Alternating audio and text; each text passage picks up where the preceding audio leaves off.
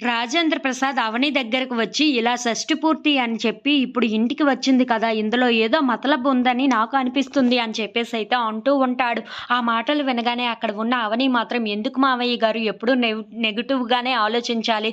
మా అత్తయ్య మనసు మారి మీతో కలవాలని చెప్పి ఇప్పుడు ఈ షష్టి పూర్తి చేయించుకుంటున్నారేమో అని చెప్పేసైతే అంటూ ఉంటుంది. ఆ మాటలు వినగానే అక్కడ ఉన్న రాజేంద్ర ప్రసాద్ మాత్రం అయితే నాతో కలవాలి అంటే నన్ను మాత్రమే పిలవాలి కదా! మరి నిన్ను పిలిచింది అంటే దాంట్లో ఏదో ఉందనే కదా అమ్మ అర్థం అని చెప్పేసైతే అంటూ ఉంటాడు. ఆ మాటలు విని అక్కడ ఉన్న అవని అయితే నా మీద కూడా మనసు మారి ఉండాలి కదా! నేను కూడా ఎందుకో మంచి అనిపించి మళ్ళీ నన్ను పిలుస్తున్నారేమో, మళ్ళీ మనందరం కలిసిపోతామేమో అని చెప్పేసైతే అంటూ ఉంటుంది. ఆ మాటలు విని అక్కడ ఉన్న రాజేంద్ర ప్రసాద్ మాత్రం నేను నమ్మనమ్మా మీ అత్తయ్యని. నీ మీద మనసు మారి ఉంటే అప్పుడే ప్రణతి ఎంగేజ్‌మెంట్ అప్పుడే నిన్ను పిలవాలి కదా! ప్రణతి పెళ్ళికే నిన్ను పిలవాలి కదా!